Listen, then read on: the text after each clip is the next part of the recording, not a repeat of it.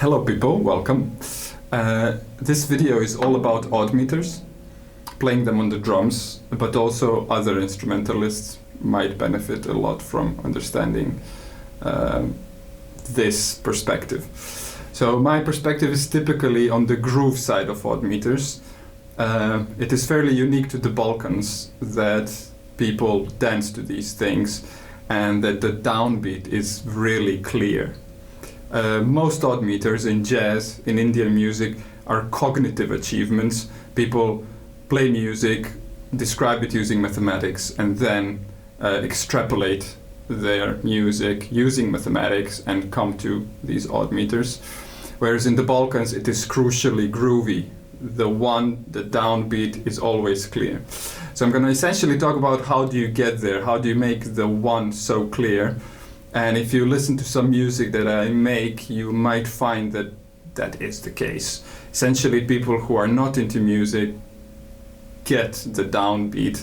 People who are amateurs have an issue because it throws them off, and then pros kind of get the odd meter.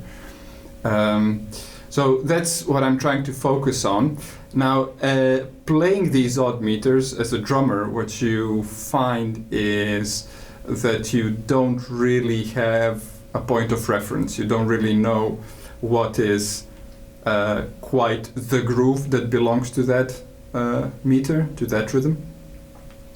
So the way I've started doing this was, first of all, making sure that you're precise. So before you get into the groove, into the micro timing of these things, the main thing is to be able to get it really on the dot. So how do you do that? Well, the most straightforward thing is the alternating hands. Right, left, right, left, right, left. So I expect all musicians and drummers who are looking at this to kind of have a very steady, very precise right, left, right, left, right, left going for them. Okay, so that's the first thing. So obviously if you're a drummer, you want to be able to do this quite well. Shall I just briefly do it?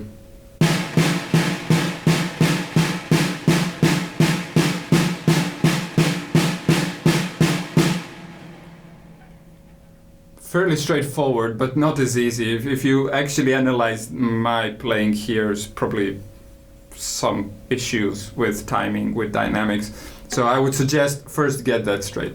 Okay, so now that you've got that, the thing to understand is that an odd meter is actually symmetrical for animals with two hands or 2 feet.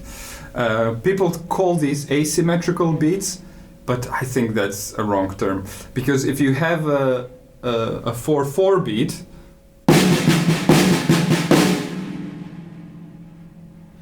then each time the accent is on the right hand, which makes it asymmetrical.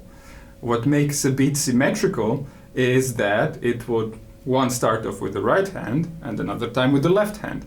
So the point here is to really get into the inner workings of these odd meters. They have to feel really natural. And that's probably a good starting point to understand, well, actually, they are more natural in the sense that they are more symmetrical than kind of asymmetrical stuff. I mean, if you look at the drum kit, it's actually an asymmetrical instrument, right? So it facilitates certain things more than others, and there is, well, not a lack of symmetry, but an absence of symmetry. So that's the main thing here. So the first thing to do and get really done well, let's start with a 5, is to get your alternating hands and get an accent to begin the bar of 5/8. Okay, so that's something like this.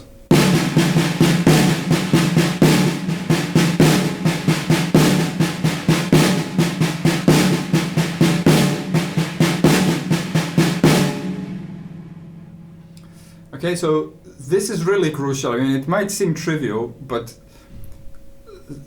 it really allows you to internalize the pulsation. I would say if you haven't played odd meters, this is at least a few weeks worth of doing this. So just to make this a bit more spicy, obviously you can go into 7.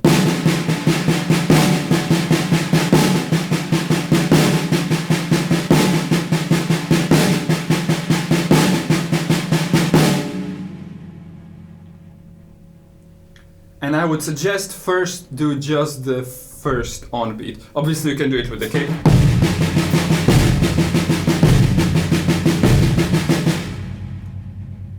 With the hi-hat.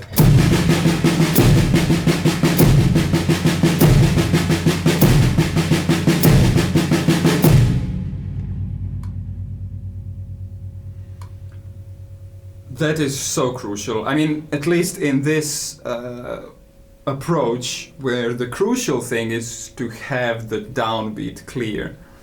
Obviously you'll find a lot of jazz players, otherwise players who will play lovely complex meters, but they're all floating somewhere on top of things and they never land down. So typically what I'm getting at is a hip-hoppy kind of thing, because in hip-hop the downbeat is fairly important. Okay, so if you've got the 1 on 5, on 7, let's do a 9.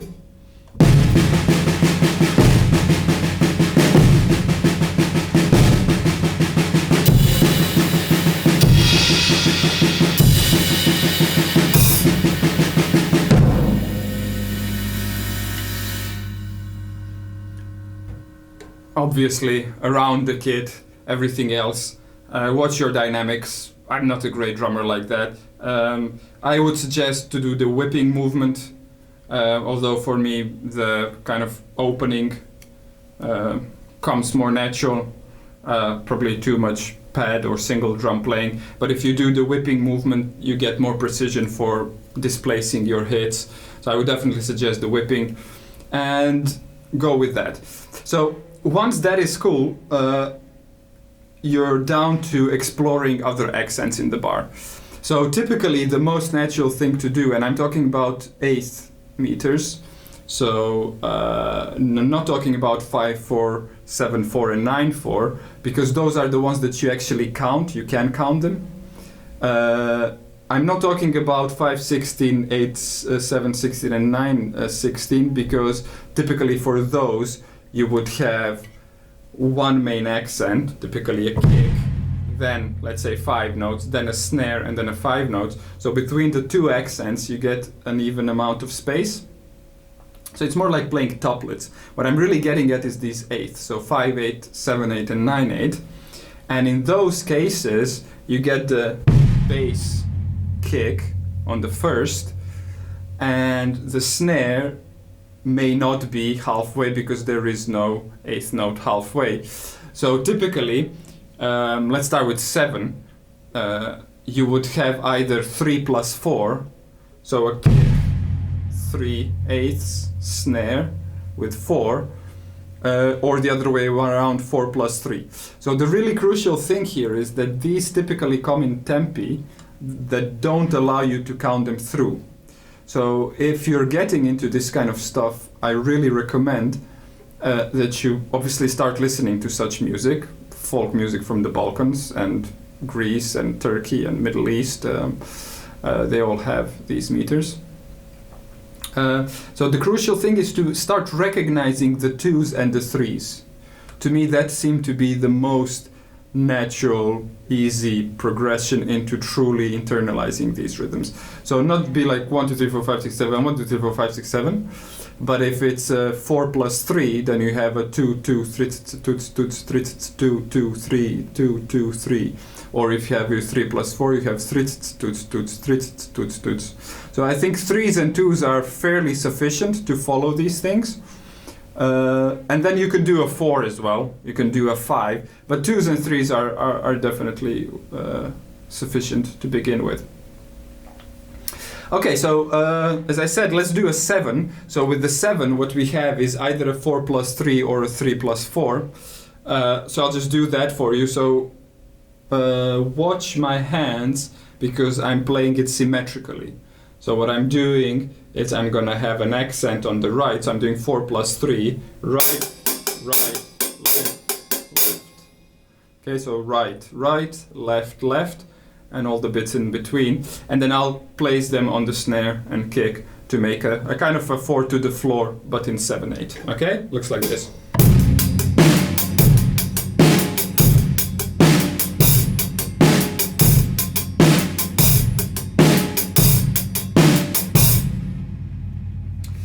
So the nice thing about this is it might be initially a hurdle to kind of get the symmetry, but trust me, getting the symmetry is key.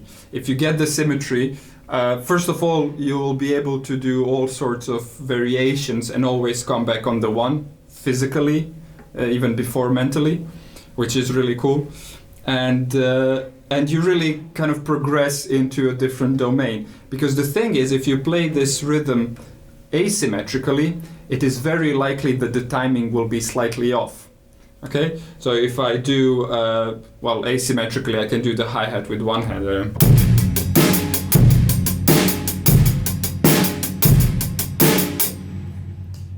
I'm pushing and pulling it based on some of my ability to understand this rhythm. I've been doing this for a while, but typically if you do something like you do a sticking, which allows you to do this. So let's say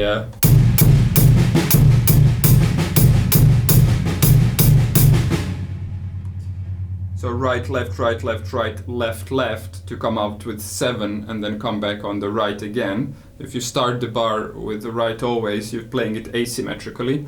And what I find is that when people do this, their timing is just not precise. So somehow the last 3 gets pulled or pushed, it's just not even. So the really interesting thing and the best way forward is to play this symmetrically.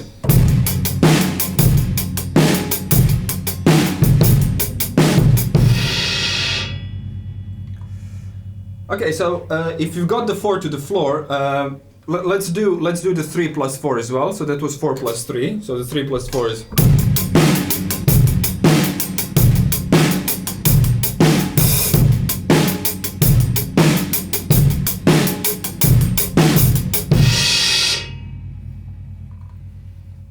I suggest really grooving with those, really trying to get it. I mean, as far as that goes, I'm not a professional drummer. I produce more than anything.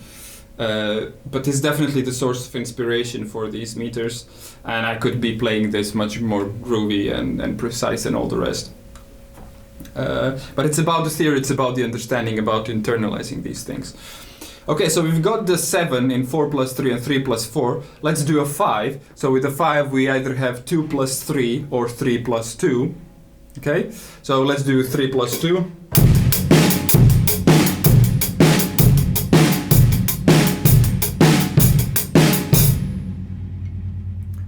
Two plus 3.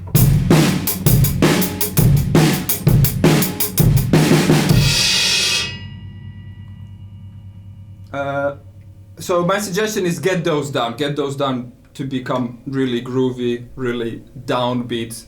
The test is to actually get a non-musician in the room and ask them, does this feel odd? If you play this very steadily, very precisely, and with a good dynamic, typically a non-musician would be like, okay, well it's a kind of a strange rhythm, but I get it. They won't be thrown off. It won't be like, oh, well, I don't know where it begins and where it ends. The beginning is always very clear. Cool, so if you've got that, well, then I'll just go on with a few more things. I mean, that's the crucial thing, the alternating hands. And if this goes well, I might go into different stickings and different things here. But I would definitely suggest playing only alternating hands. Play all these things strictly symmetrically for quite a bit before you truly internalize these rhythms. Okay, so if you've got those were the downbeats with the kick and the snare. Well, what's next? Obviously, you know, if you're a drummer already, you know that dynamics on the hi-hat, dynamics on the snare are really crucial. So what I would suggest, for example, is an exercise. Let's do a 4 plus 3. Obviously, you can extrapolate this to all the others. Is to, for example, displace the accent on the hi-hat progressively. Okay, so I'm going to accent the first on the hi-hat each time, and then I'm going to accent the second. I'll keep the kick on the 1, and then the third, and then the fourth. Let's see if I can do a round of these.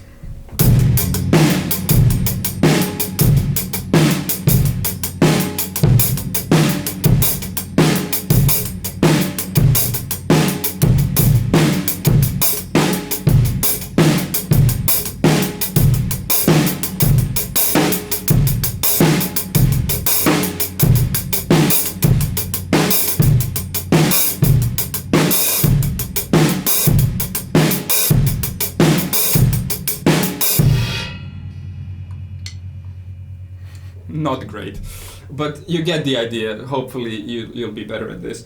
One thing, so the other thing would be to start displacing the kick. So I'll play the hi-hat always on the one and do the similar thing with the kick.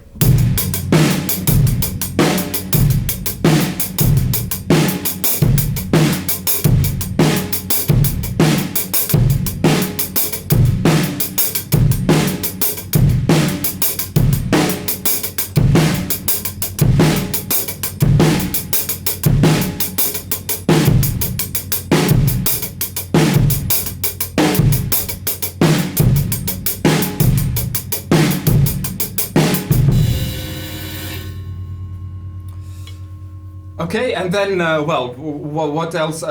Next thing would be to have two accents next to each other and keep displacing those. Let's start this with the hi-hat, and then obviously you can extrapolate that.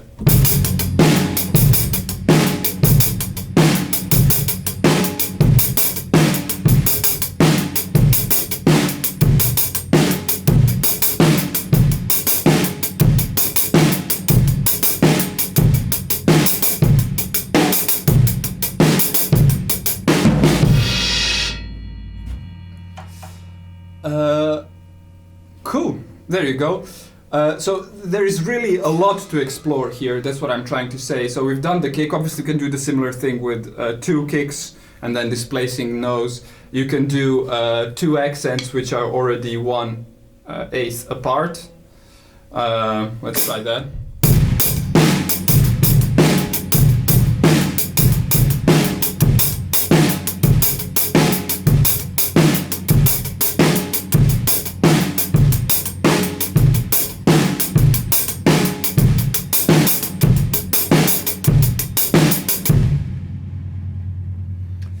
And so on and so forth. So I've been doing this now with 4+3. I've shown you 3+4. Do it with that one as well. In 5, do it with 2+3. Do it with 3+2. Quite a lot of things to do. And then obviously what you get is the ghost notes. So again, I would suggest weeks, maybe months, even a year of playing strictly alternating sticking. Alternating hands, just to truly and deeply internalize this stuff. And then, I'll maybe try a few things with ghost notes, taking them down from the hi-hat.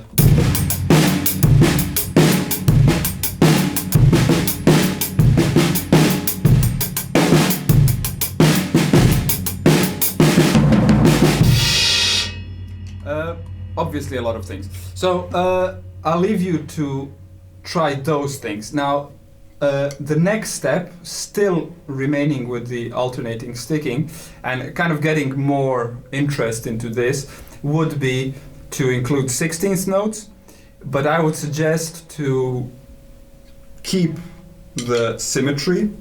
One bar starts with the right hand, the next bar starts with the left hand.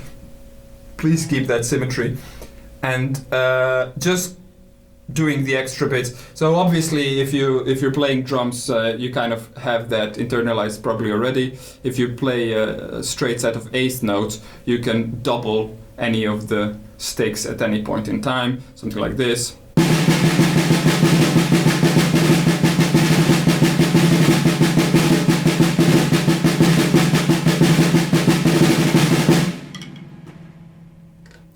So that's a safe thing to do in this scheme, because it won't throw off the basic symmetry, right, left, and right, left. Let's try a bit of that.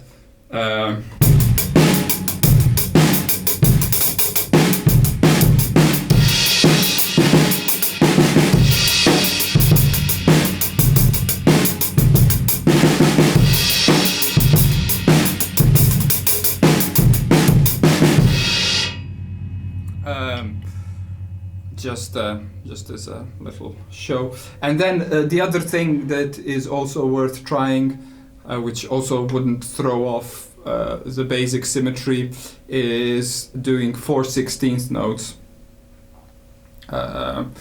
such that you actually get back into the original one. So.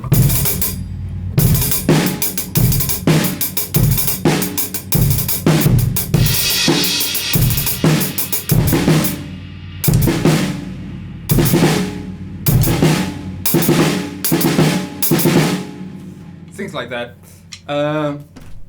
I think that's mainly it. Obviously, I need a lot of practice with this as well. It seems I'm finally come to the stage of enjoying, playing the simple stuff over and over again. Typically, as a young drummer, jump over gaps and leave gaps behind and never really get things down straight. But yeah, I mean, for me, very early on, I just stopped appreciating anything in 4/4 and 3/4 and started making a lot of music in odd meters. Check it out. And really earned a lot of life inspiration and stuff from these. And part of the reason I'm sharing it is that I just want all the music to be in 7/8 and 9/8 and things like this. Maybe one last thing, because I didn't talk about nines at all. With nines, you have even more groupings. Typically, if you are going with 2s and 3s, I mean, 3/3/3 is technically a 9, but it doesn't have this kind of oddity to it. So typically it is 3 2s and a 3. So what you can do is think of it as 2 2 2 3, which is probably the most easy one to understand, because in music, typically when you come to the end of the phrase, you stretch it a bit before the 1. So the 3 at the end does that. Okay, so let's do a bit of 2 2 2 3.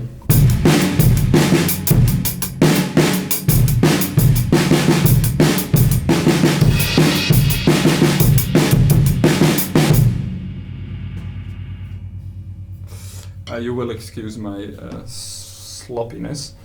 And then obviously 2 2 3 2. The 2 2 3 2 is the one that I call the Turkish 9. I'm not a musicologist. I kind of dig it a bit more, to be honest.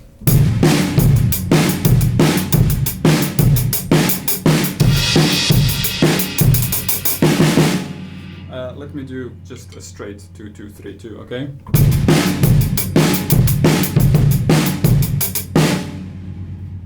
I really can't do a straight one. Here we go. If you're still watching, I guess you're interested. It's fine.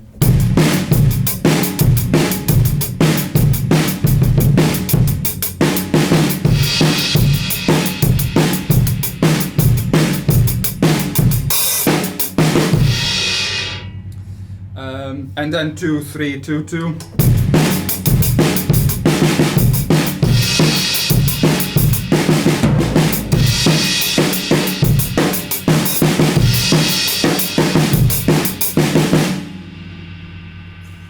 And obviously you can put the 3 at the beginning, 3 2 2 2.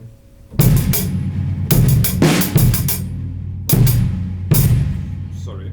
Start with the right hand.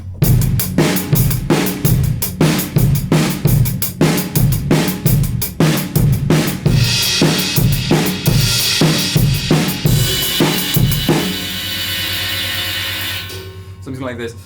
So I mean, part of the advantage of playing these things symmetrically is also the speed. You can really speed things up very early on if you're a young drummer, and I hope a lot of young drummers are getting hooked on odd meters.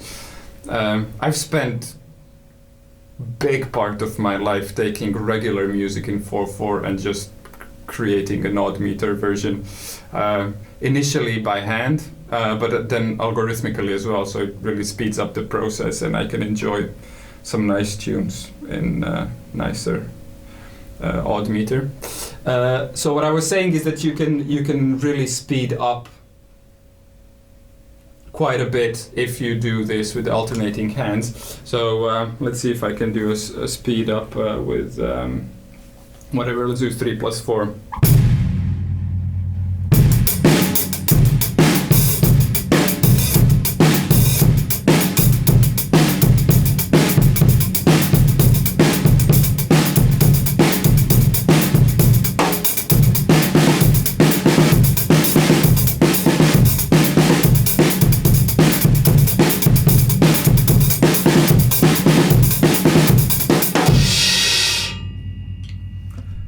if that's your thing. So yeah, thanks for sticking with the tutorial.